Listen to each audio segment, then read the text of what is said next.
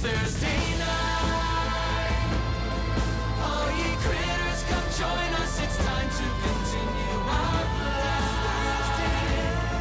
There is magic and mystery from darkness. Our friendship will rise. But one thing's for sure, we never give up on the fight. Oh, get ready. It's Thursday night.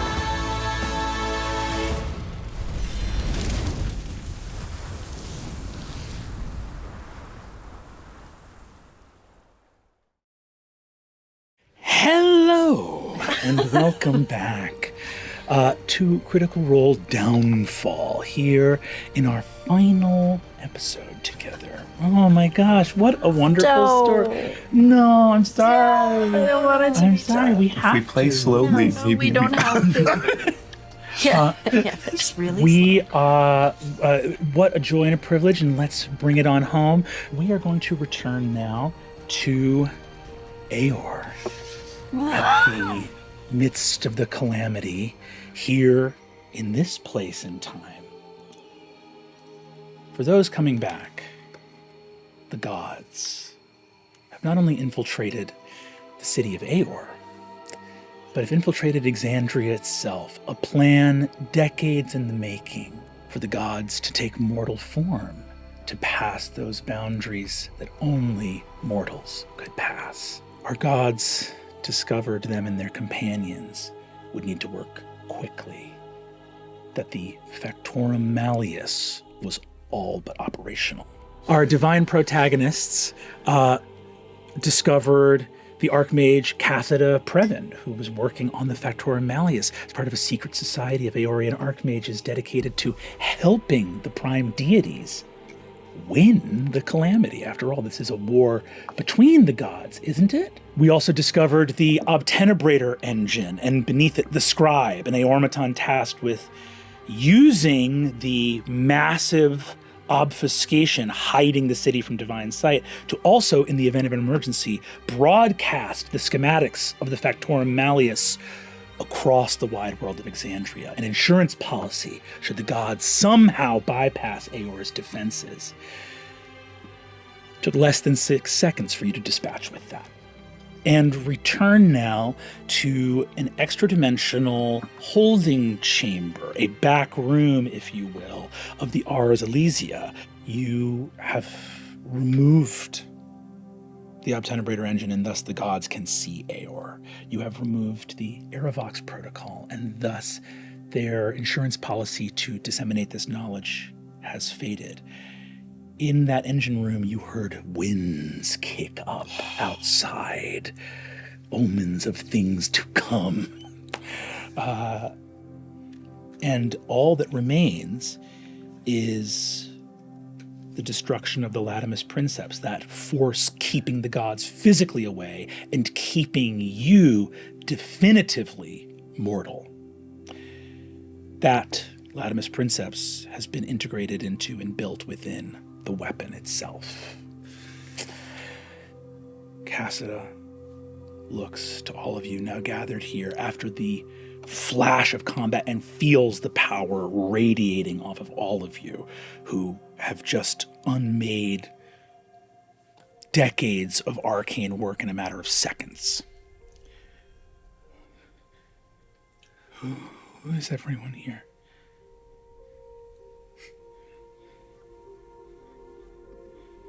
Are you? Tashar reaches a hand up and puts it on Cassida's back. This person's supposed to be here? Or they leave, and reaches her hand up and grabs Cassida's hair. I reach out and I take her hand and I look at Tashar. She is with me. Please take your hand away.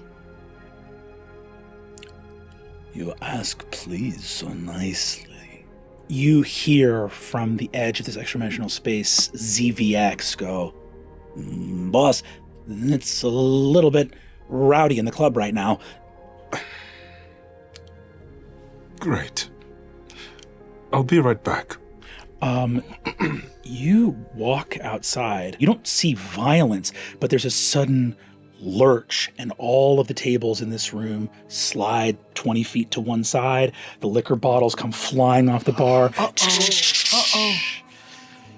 You're on the ship in the storm. I'm going to essentially create within this room, within this space, temporarily for now, that kind of mechanic. That sense of like, if it was to tilt, this way, or the ship was to tilt that way, it would naturally balance itself out, just to kind of calm the space.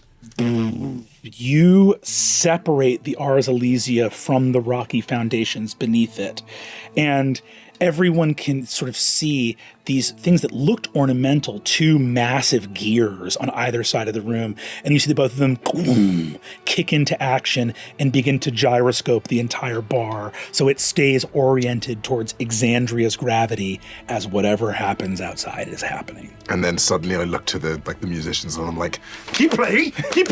You heard the chosen one. 2, 3, 4. By the way, as you turn to walk in, you turn and something from above drops down descending on a silk rope, Umletta upside down looks at you and says, "Where the hell did you all go? It's gotten crazy in here." We did the job that you were supposed to help us with. Where were you this whole entire time? She descends a diamond amulet from her wrist on a golden chain, and you see an image of something recorded within it, and you see a tall, beautiful angel speaking to a group of archmages. Amazing. He said, "I did exactly what I was supposed to do."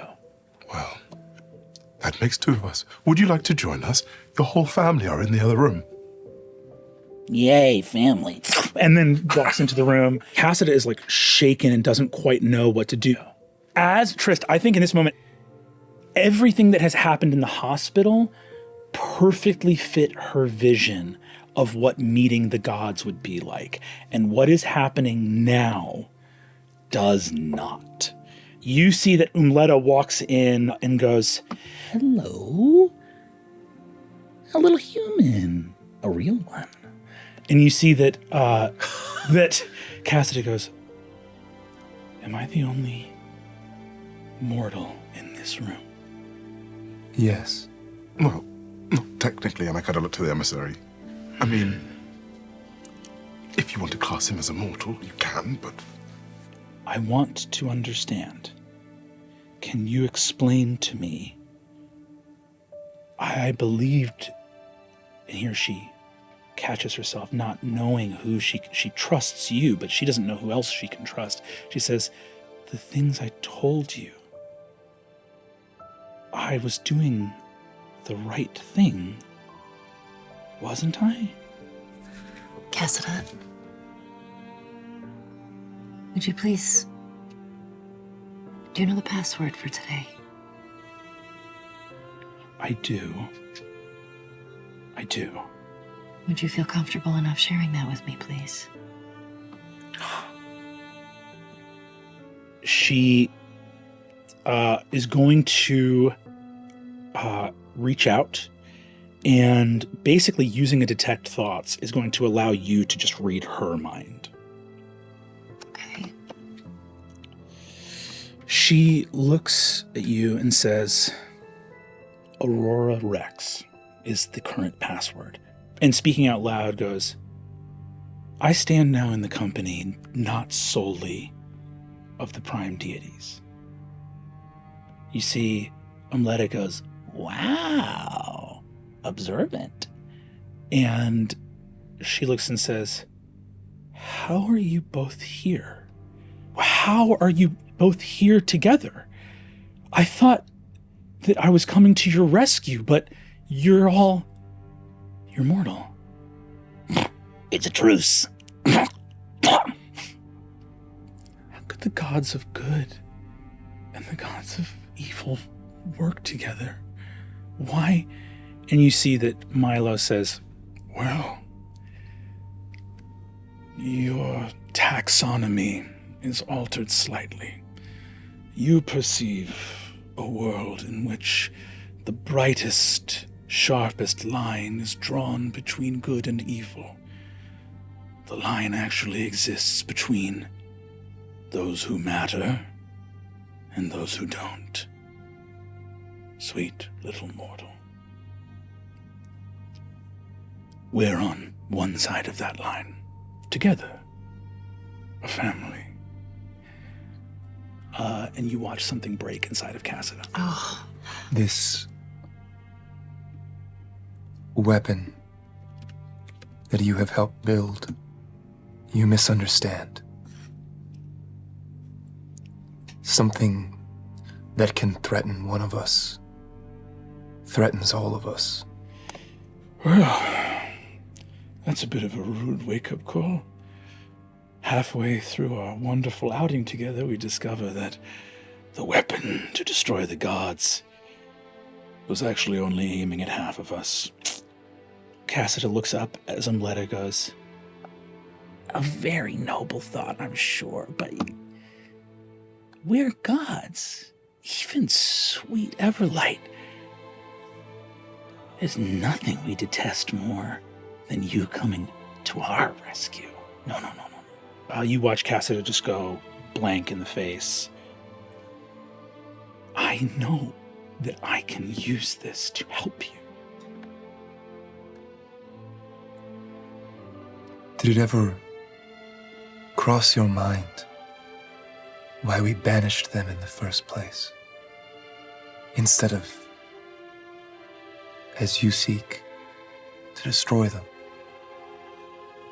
There are things that you do not understand.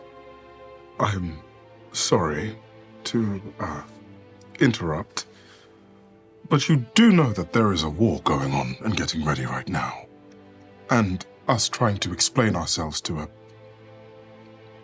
mortal isn't necessarily going to help or save anyone. She is just one being. I think that Salaha is right. I'd like to show everyone something if I can." And she dangles this diamond amulet. And you see an image of two Archmagi of Aeor. The recording plays, and you see the Archmagi go, "Bold, very bold of you to come here, Celestial." You see Selena says, "And you are, champion of the heavens, much mistaken. The gods cannot enter this place. Even wearing mortal forms, shape change or illusion will not." "They are not changed," the Solar speaks. "Do you understand who opposes you? Time is nothing to them. A mortal lifetime, gone in an instant. They are not disguised as mortals, they are mortals. Your lives, their lives, are nothing to them. They will snuff them out once your defenses are done. They are monsters!" The Archmages look at Acastriel in this moment. "You were made to be loyal to them. I am loyal to the truths that they espoused. A flaw of my creation. I cannot abandon the truths they laid before me. They can. They left me. And if you don't believe me," and you see he hands a small glass talisman, one that you recognize, Amira, because you wear one just like it. "Let this serve as proof." You see that both Archmages take the talisman, looking into it, and can see something that you cannot see in the recording as their eyes go wide with horror and amazement. And suddenly you hear a door opening, and you see a soldier enters and says, "Sires of the Magistry, the obtenebrator engine is down." You see that Acastriel says, "They are here. They are here in the city.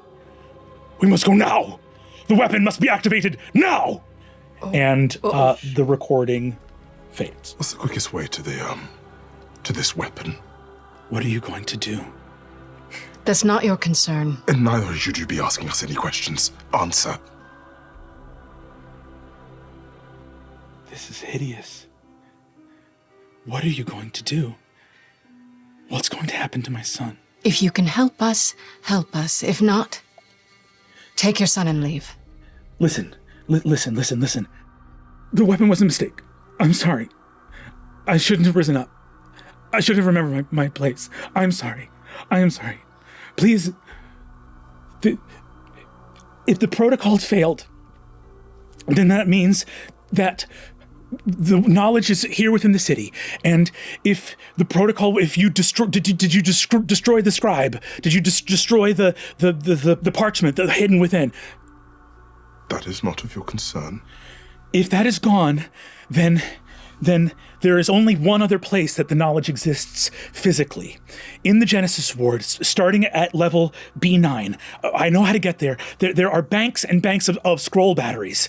I can go, and if you want me to, I can erase the knowledge. I can copy it and give it to you. I can do whatever you need me to do with it. I'll erase it, and you can destroy just the weapon, and that knowledge will be dead, and you won't have to do anything to the city. You won't have to do anything to anyone's families. You won't have to do anything to my son. We can just erase the knowledge and destroy the machine, and that'll be that. Can she do this? Can you do that? Yes. Yes. I'm gonna look down, and a small red thread is going to come out from my chest, and it's gonna alight on her. You will do this. She elects to fail, to let you know that she will follow this command.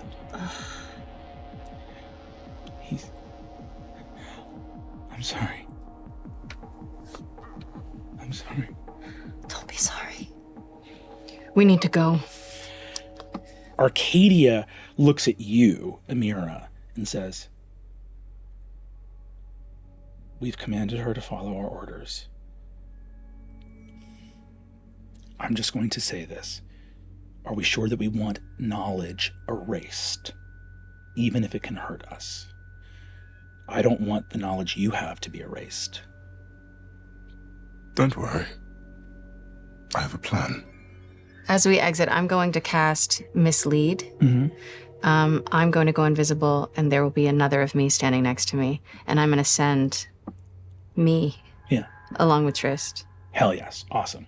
Can I, for a moment, look through Dearest's eyes and see what the city is doing at the moment?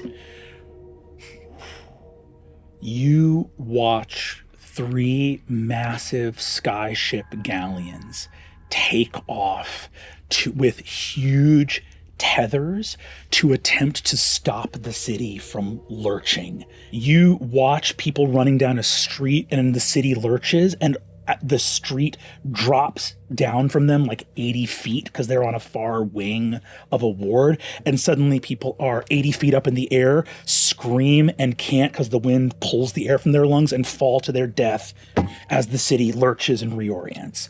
The gods can't even physically approach. This is just their wake.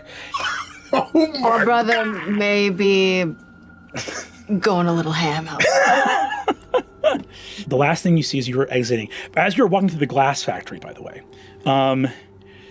you see that Cassida starts to explain to you how to destroy the Factorum Malleus. There are 7 wards.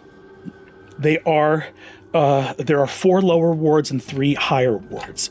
The 4 lower wards are on the secondary arms of the Factorum. They are the wards against divine prowess, divine vigor, divine awareness, and divine resistance. The higher wards are against divine vitality, divine magic, and divine potency. But in the moment that the Latimus Princess is destroyed, there's a failsafe within the Factorum Malleus. It will trigger. It will kill all gods in the city. I don't know.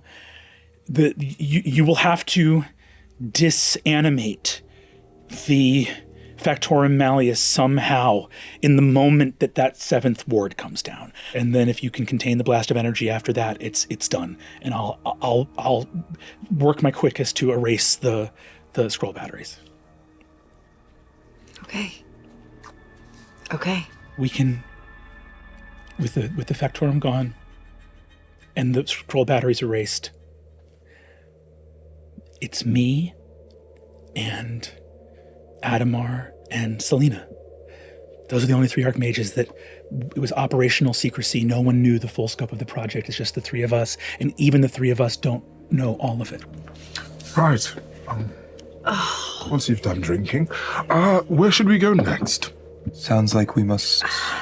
Let's go to the fucking Genesis ward. Let's go to the Genesis ward. Right? You get out on the street. Man, it's windy. As the storms are coming, and for a moment, there's a flash of lightning. It's maybe, 100 miles away. And you see an image of a wing, a dragon's wing as large as the sky, and a roar that everyone in Aeor can hear. I look over at Cassida. Cassida, are there tunnels underground? As you say that, Asha, you hear thousands of voices in your mind going, there are lots of tunnels underground. Where do you want to go? To the Genesis ward. Fastest or safest? Fastest. I'm relaying that to my worshippers. You look back and see the tree in that civic square and see roiling maggots, a mass of them deep in the soil, writhing, and then drop through into a sewer and are dissipated by the water as a little band of rats with the green of the wild mother's welcome embrace in their eyes. Swift moving water. I turn as we walk to Deshar. I have so many more followers than you. You head off. You guys move against the wind as fast as you can. You look off into the distance, and you hear Umletta in the back being like, "They're teleporting!" And you look off and see a massive arm of the city. Beautiful arches, and suddenly, an entire ward of the city vanishes. Will Nothing not bad's end going to well happen, for but them. that's never going to come back to bite us, ever. Descending through Aeor on the path laid out by the followers of the Wild Mother, you descend. I'm gonna cast a few protective spells as we do. Oh, Yeah. yeah, that's a problem. Let me know what the spells people are going to cast now on themselves are. So we have Silaha with Armor of Agathis. Level 6, yeah. Mine is Armor of Ada at level 5. Great. While people are souping up, the emissary lumbers up to Cassida and takes a massive claw and dips it into the waters running underneath and holds it in front of her. Mm-hmm. Not good or bad. Family. And I tip it as the water runs out. And balance. Understand. Cassida looks at you.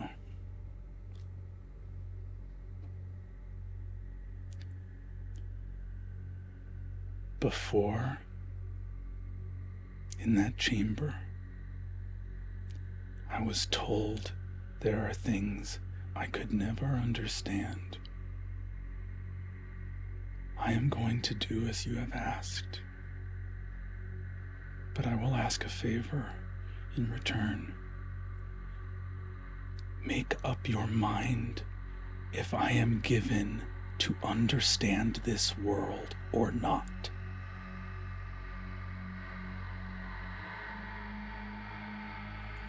Not my wish to grant. why don't we just stop teaching me lessons?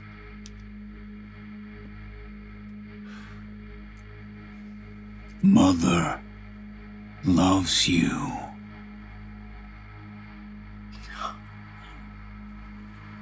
Cassida continues on.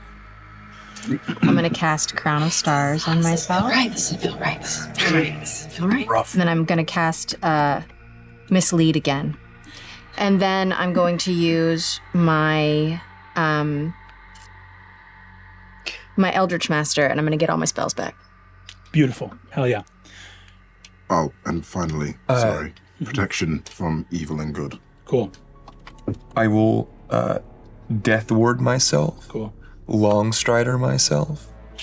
And then Warding Bond the Emissary. I will be emboldening bonding everyone, all of the prime deities. I am going to cast Death Ward on Salaha. Father Milo speaks up and says, perhaps I should say what I think we're all thinking. If there are rows and rows of armies guarding just the elevator here, the Factorum Malleus will be rife with those willing to defend it. They're trying to activate the weapon right now. We will need Everybody. every bit of force we can get. So either our little Cassida goes off by herself, but I'm going to speak for my contingent and say something that I think is quite obvious. A woman who dedicated her life to destroying not the gods, but us specifically, will not be walking off solely in the company of the so-called prime deities. You don't think we're going to let you walk off with someone who figured out how to kill us, do you? Understandable. So send a letter. Mleta shrugs. All right. I can do that. I am also going to cast Sanctuary on Cassida. Okay. As she walks away from here, the bottom passage, the Genesis word, vast subterranean expanse chambers, level B9. I look at the Knowing Mistress. Yeah. Why were you hesitating to destroy this? They didn't have this before, and they made it. So the idea that we can destroy it and they won't be able to make it again does not strike me as sound logic. And further, I will simply say that I just think it's wrong. I just think it's wrong to destroy knowledge. I just think it's wrong. And I don't need to explain myself to my siblings, and I think that all of us have gone back on things that we have said we would do here today. And I'm reaching the limit of what I can stomach. No half measures. There is a needle here that can be threaded. It will take time to collect the information, and we have our bond, so we will know how the battle is faring. If we need to make a decision, we can, but I don't want to make that decision if another way is possible. Agreed.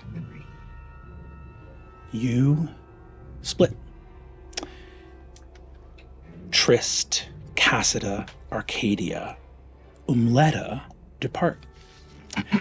Cassida brings you to the first bank of scrolls, begins to go up and speak in runic language, and you see off the tip of her tongue the syllables that she pronounces turn into runes of light, alighting on these little mechanical trilobite-looking guys. You arrive here and begin to move from bank to bank, collecting these scrolls, and the rest of you continue and see a chamber. And you realize that the entrance is actually pointing down a staircase. And you go down B10, B11, B12, B13, B14, and as you arrive at this back entrance, you can see up above you, you're hidden in shadow, a catwalk opening to the bright lights of this massive spherical multi-story chamber. Inside you hear the whirring of impossible mechanical arcane engines, and you hear a voice calling out saying, "It must be done now.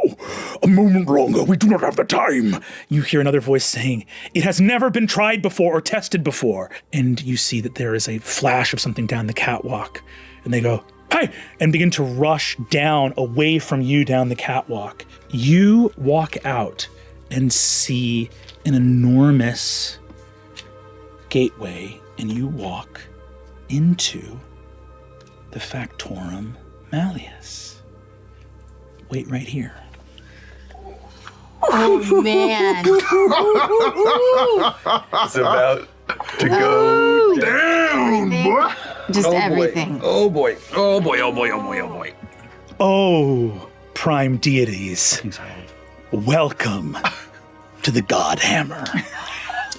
You now behold a chamber which emerges standing from the center on a central massive column of stone and steel. Rotating on top, you see a massive solar, a celestial, a castrial, speaking to a group of 3 sort of mages here that you kind of don't recognize. Some of them don't even look like mages necessarily.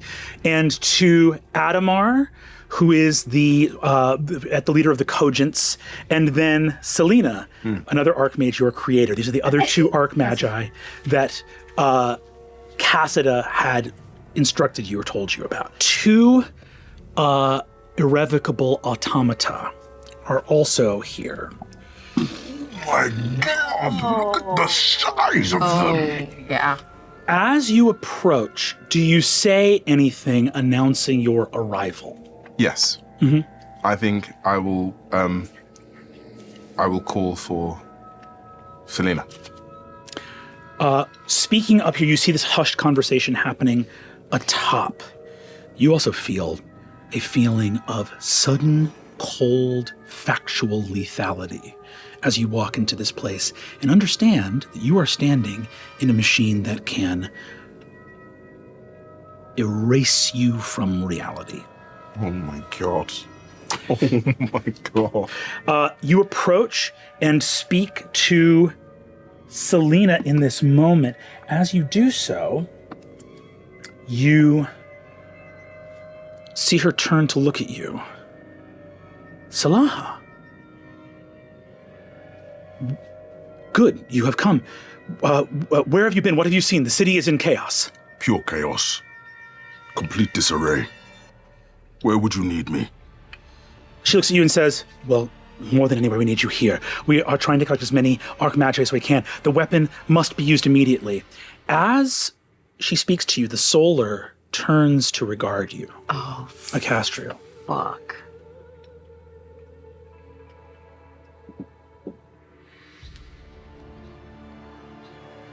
In your heart of hearts, you are immortal Aeor Matan, and bear no truer self. Is this fact?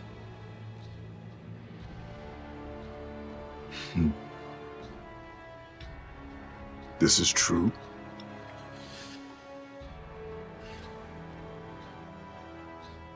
Ah. I myself am not a liar.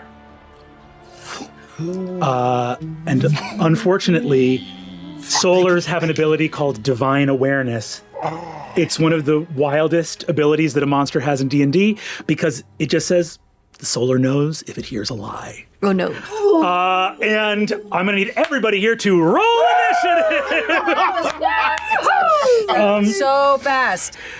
These guys want to kill you right now. And in fact, as the angel draws his sword, this guy in the lead, this like tiny little wizard up front, goes like, destroy them! Destroy them now! Destroy them before they have a chance! My God. Okay. So yeah, we take those things out fast and hard.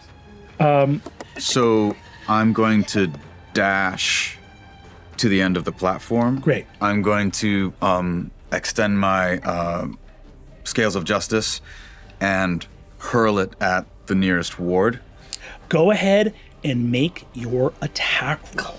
So that's a 31. Ooh! 31 is absolutely going to hit. So I rolled 18 damage on the throw. Incredible. So I have demolishing might. So that's double damage. So 36. This fucking sucks. Okay. Emissary, you rush forward. This is it, the object of divine retribution. What do you say as you charge forward? It's a war cry. A war cry and just an animalistic, rageful yell as I throw it. If you do me a favor, Nashir, go ahead and read this to the table as you shatter the first of the lower wards in a single strike of your axe. 35? All right. Divine prowess. After rolling a skill check, double the result. After calculating all bonuses, double all passive skills. Wait. What? Say that again? But we unlock that for everyone? Everybody. Trist, in the scroll banks, all of you suddenly feel divine prowess. Suddenly, as this ward cracks, the Latimus Princeps shifts. It is now holding only 6 of these 7 forces back. What? And all of you feel, you sing the songs of creation as your divine prowess returns to you, and all of you begin to thrum and glow as your mortal bodies realize they are perhaps moments away from not being able to contain you. This is gorgeous. Salaha and the Emissary, you become aware that there are massive invisible creatures in this room. You see this irrevocable turn and stand squat over the ward here. Just like hunkers down as this irrevocable comes past and goes like, enemies of Aeor. And a blast of light deals 45 radiant damage to each of you. So you take 23, and I take 23. You each are stunned. Oh no. Stunned is bad. This one over here charges, ducks underneath the spinning platform above it, and goes to squat on top of this other ward over here. I like to imagine as he ran under, he went like... Excuse me. Wide leg stance. Surging forward from invisibility, directly behind you, a Glabrezu. Hovering malevolently in the air over you. A massive Nalfeshni is going to swing on, I guess, the Emissary again, who just shattered a ward. You can see the bindings and collars on them from the Archmagi above. The Nalfeshni reaches forward, bites into you for 32 points of damage. 16. Aiden is doing a lot of work out here. You guys watch a 15-year-old out behind the catwalk preparing to charge in. This 15-year-old boy just begins to have cuts, like stigmata style, just open all over his body as the Emissary is attacked by demons. This is so bad. Running. All rolled high. He turns and says, "Protect the wards with your life! I'll take care of these interlopers." Leaps and transforms in midair. No. Hell yeah. No. Sick, though. Listen, these... You guys are the gods. Fucking knew it. So it's demons, it's angels, it's dragons, it's all of it. It's all coming. Everybody pissed, everybody mad. They need to think they have a chance. Salaha and the Emissary, you each take 45 fire damage. Oh. What? My God. 23. You see that Zaharsht leans over and says, "Let us show them the truth. Charge!" And Zaharsh is just going to start wiggling out there behind you. God. And that is going to be Emira's turn. You are 60 feet away. Okay. You are invisible. Okay. I want to throw up, and then I'm going to send one of my motes from my crown of stars. Okay. I'm gonna send it up and try to hit one of the top wards. The damage threshold of these upper wards is 25. Plus 7, 25 plus 7 is 32.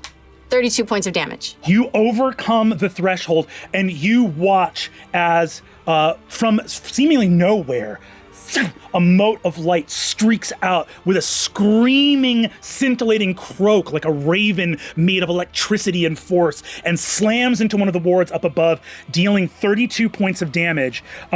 You watch that upper ward go from being completely fine to starting to spark and look quite injured, quite demolished. It is still active, but you've dealt 32 points of damage to it. Okay, I'm going to cast Shatter. Cool. On this buddy in front of us. Hopefully I can shatter some of the ground around the ward as well. Go ahead and roll damage for this shatter. 24 plus 3 is 27.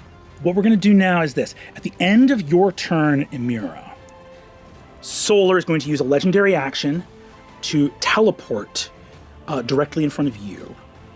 He is going to swing twice with his greatsword. At Emira? At Emira.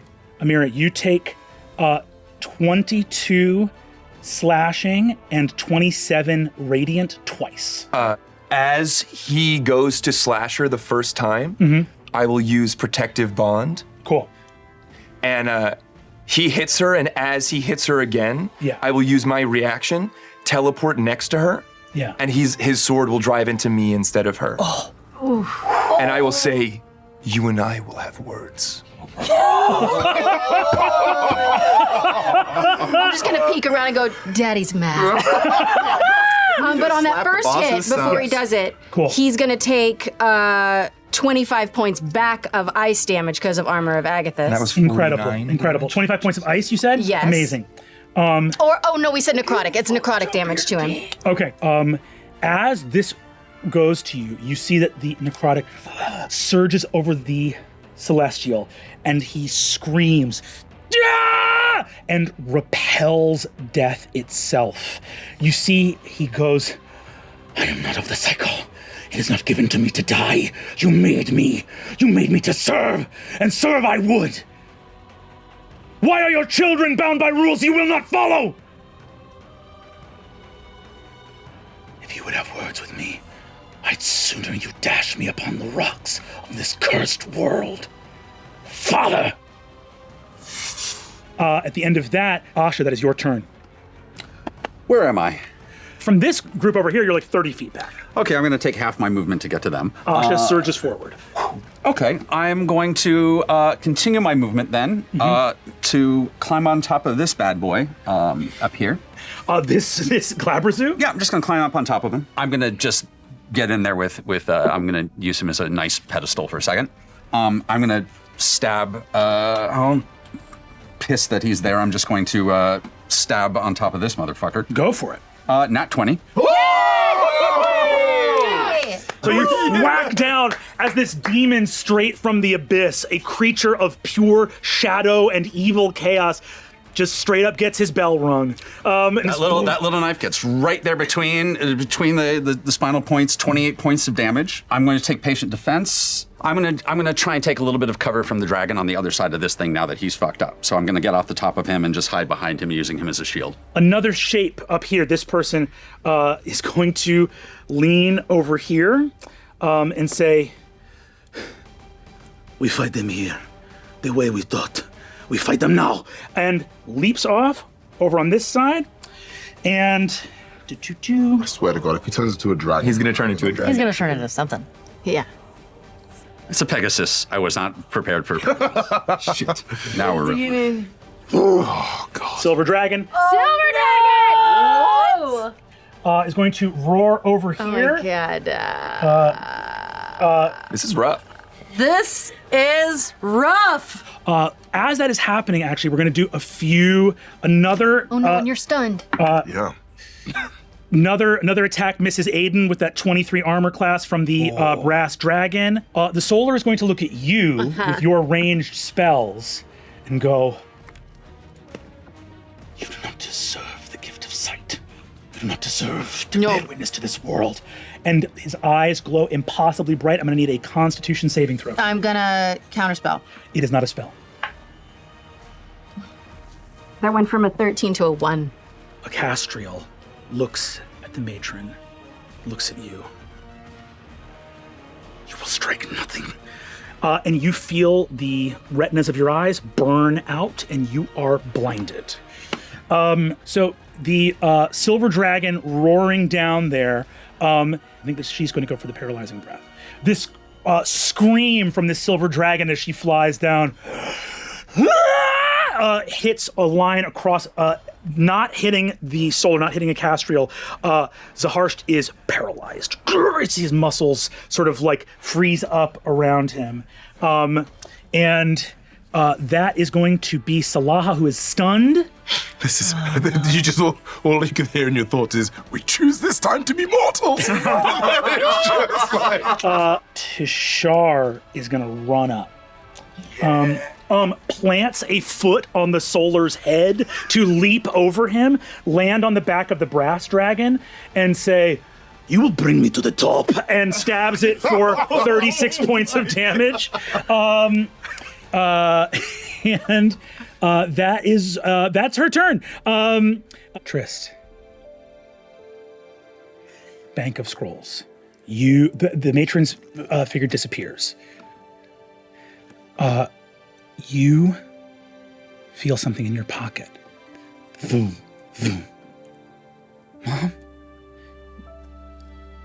How dare you right now?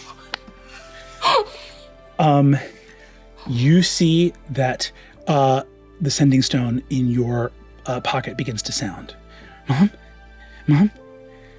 I reach my hand in my pocket as I'm sort of going through the scrolls. Hi, baby. You see, he says, I'm here with Haley and Dad, and it's getting kind of scary. Do you think, I don't know how much longer you're going to be, do you think it's possible to send ships back here to Hawks Hill? People are starting to freak out because there's a place called, I think, Tall Grove or High Grove or something like that, and people were supposed to come back and they're not coming back, and there's sounds coming from the forest and people are starting to run, and I think some tents are on fire.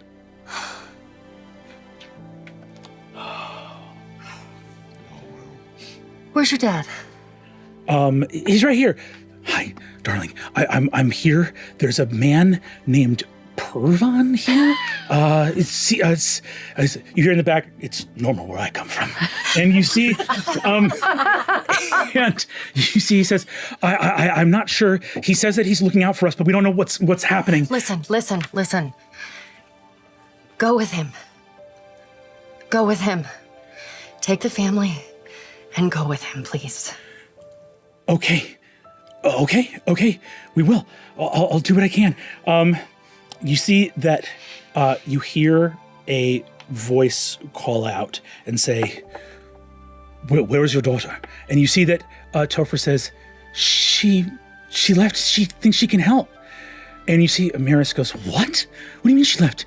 She's going to the edge of the encampment. Dad, let us help. You know that there's something we can do. And you hear a humming of a young boy with a light inside him. And you see that Amaris says, darling, I don't know what's happening, but I'm scared. All right? I think I'm scared. You begin to hear the noise of chaos, and you hear galloping hooves, and you hear the voice of Ridge go, Barahai's dead. They're at the edge of the encampment. They're there right now. Okay. Arcadia turns to look at you and says, what is happening? I don't know. Rich? Hey, Trist, it's me. Things are bad here. I think there might be a path out, but there's people screaming from that exit. Can you please go find Haley? I can try. Trist, I can try. And you see, he says, here, Amaris. You see, Amaris goes, all right, I'm going to stay on this. I don't want to disturb you, but can I stay on the sending stone with you? You see? Yes, please. Listen. I can't come back home. I'm not going to be coming back home. I'm very sorry. I just need you to get to safety. Okay? Amiris, I'll do everything I... Screams. Oh God. Okay. I'm gonna do everything I can. And the sending stone goes silent. No. Arcadia looks at you. What are we doing here? What are you doing here? I don't know. This feels so wrong.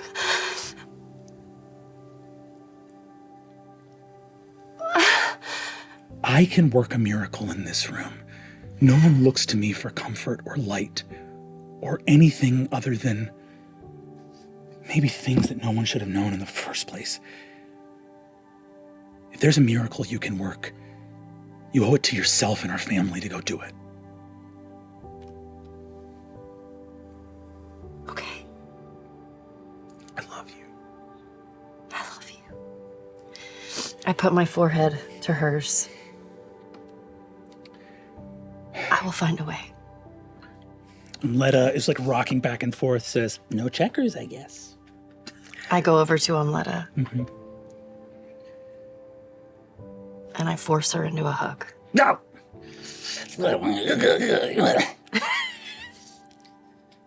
I hate it. I know you do. But thank you for being here. One day I'm gonna spin you up in my web and never let you go. I'll be okay with that.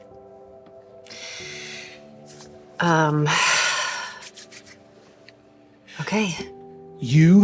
Let's fucking go. You rush from here. You have the talisman of passage in your hand, and you see those glitching teleportation platforms in the distance, and you can run to them. You see them opening. You have this passage in your hand.